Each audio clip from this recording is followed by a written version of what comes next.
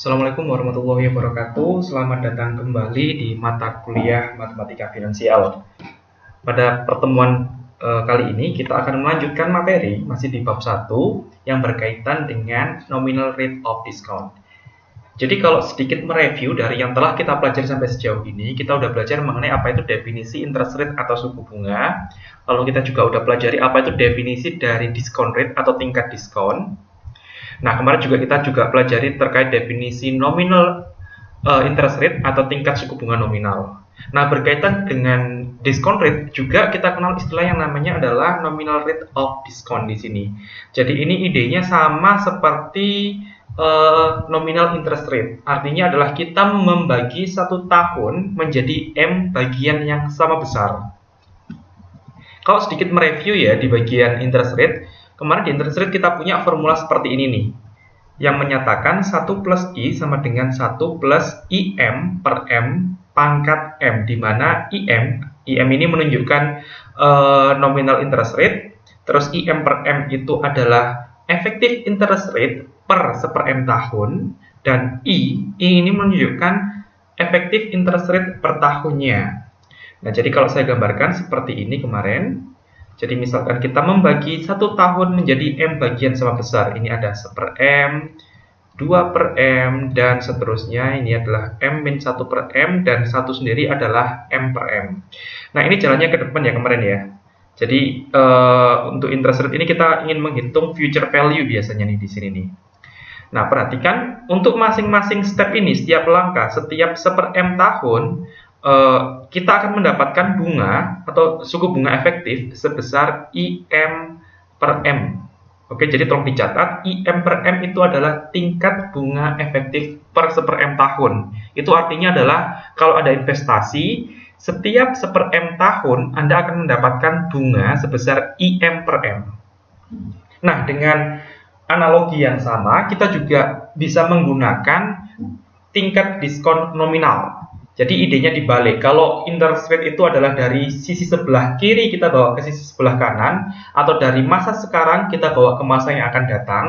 Kalau tingkat diskon itu kita bawa dari masa yang akan datang, kita bawa ke masa sekarang. Oke, ini kalau saya ilustrasikan gambarnya seperti ini nih, di gambar yang kedua di bawah ini ya.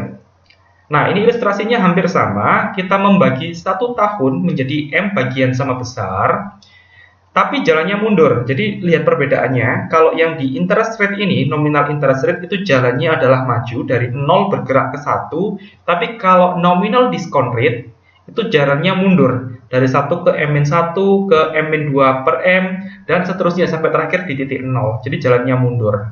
Nah, tingkat diskon efektif per 1/M tahun ini kita notasikan dengan DM per M seperti ini. Ini menunjukkan tingkat diskon efektif setiap 1/M tahun.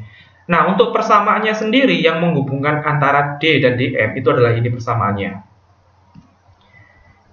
Oke. Nah, ada 3 poin penting yang harus Anda catat di sini.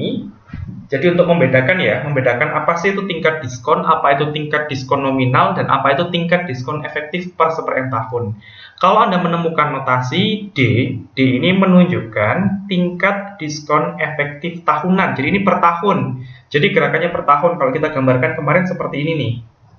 Jadi misalkan dari 0 ke 1 ini kan ya. Dari waktu ke 1 tahun menuju ke 0. Nah, jadi ini kalau kita punya uang 1 di sini, maka di waktu ke 0 dia menjadi 1 minus D seperti ini. Jadi ini bergeraknya ke belakang tapi tahunan ya, per tahun. Lalu ada DM. DM ini menunjukkan tingkat diskon nominal yang dikonversi M kali setahun. Nah, sekali lagi karena ini namanya nominal, nominal itu seperti bantuan aja, dia bukan nilai yang sebenarnya. Karena yang akan kita cari itu sebenarnya adalah ini, DM per M. DM per M itu menunjukkan tingkat diskon efektif per 1/M tahun. Jadi tolong diingat-ingat persamaan ini ya. 1 minus DM per M pangkat M sama dengan 1 minus D. Dan kemarin kita juga tahu bahwasanya 1 minus D itu sama dengan V. Nah, pada umumnya nilai M ini bervariasi ya. Yang sering digunakan M-nya itu adalah 2, 4, dan 12. Sekali lagi, kalau M-nya 2 itu menunjukkan bahwasanya setahun kita bagi menjadi 2 bagian, itu periodenya adalah semesteran. Lalu kalau M-nya 4 itu periodenya adalah kuartalan atau per 3 bulan. Dan kalau M-nya adalah 12, maka periodenya itu adalah bulanan. Oke, kita lihat yang berikutnya. Nah, dari persamaan yang awal tadi kita bisa bentuk nih ya, bentuk persamaan yang lainnya. Jadi dua persamaan ini hampir sama dengan yang interest rate kemarin. Jadi kalau ini misalkan yang diketahui DM, Anda diminta mencari D, gunakan formula yang pertama. Atau kebalikannya, kalau yang diketahui adalah yang D-nya dan Anda diminta menghitung DM-nya, maka gunakan formula yang kedua. Jadi tinggal dibolak-balik aja. Oke. Nah, yang ingin saya sampaikan juga seperti ini ya. Interest rate itu biasanya berasosiasi dengan nilai masa mendatang atau future value. Sedangkan untuk discount rate, ataupun diskon nominal, ataupun diskon rate per M tahun itu berasosiasi dengan present value. Itu artinya kita membawa nilai di masa yang akan datang menuju sekarang.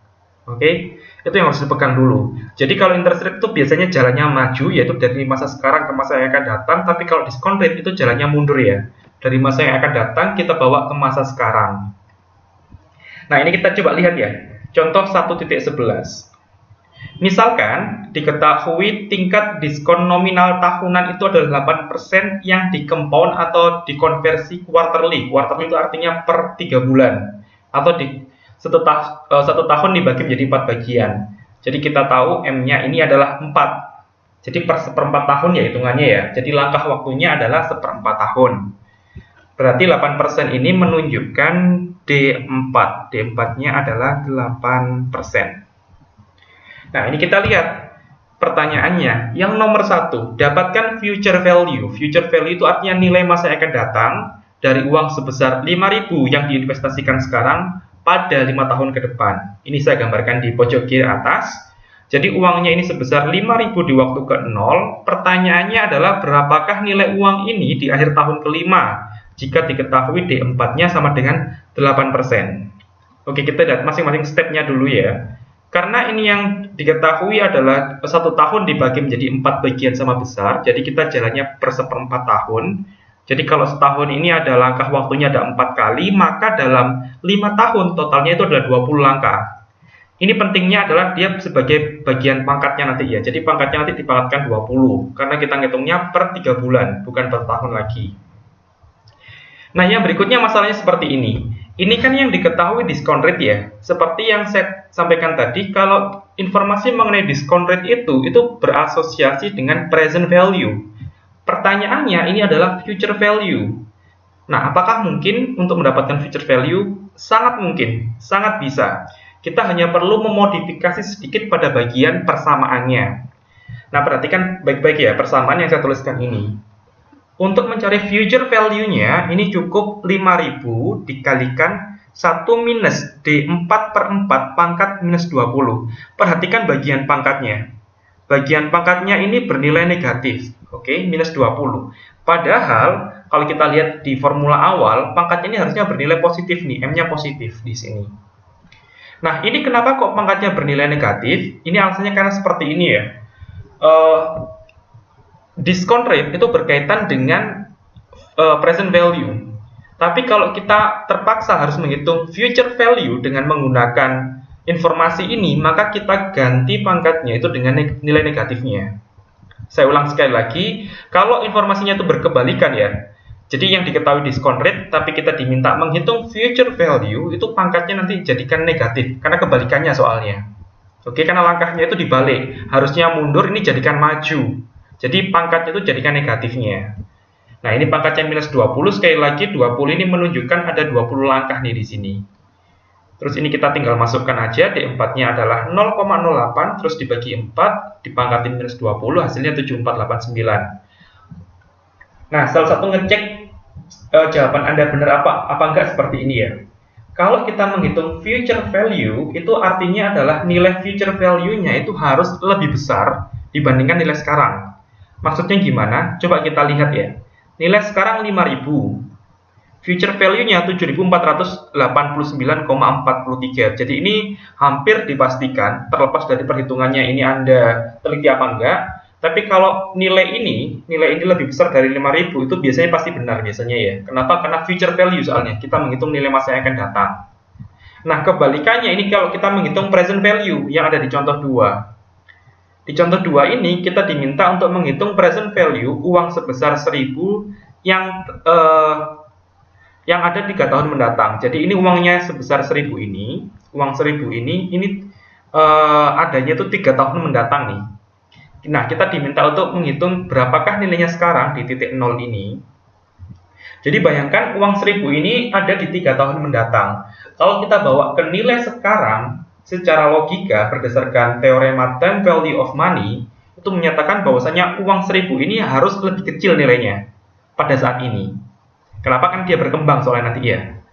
Jadi ketika Anda menghitung present value itu hampir dipastikan bahwasanya nilainya itu pasti lebih kecil dibandingkan nilai yang akan datang.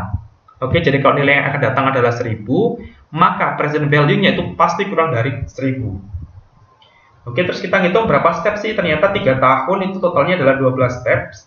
Terus kita lihat di sini ketika kita menghitung present value, ini present value dari 1.000 minus 1 minus di 4 per 4 pangkat 12. Perhatikan sekali lagi pangkatnya ini positif ya. Kenapa? Karena kita gunakan informasi mengenai discount rate dan kita gunakan untuk menghitung present value. Jadi sesuai ya. Jadi pangkatnya positif di sini dan nilainya adalah 784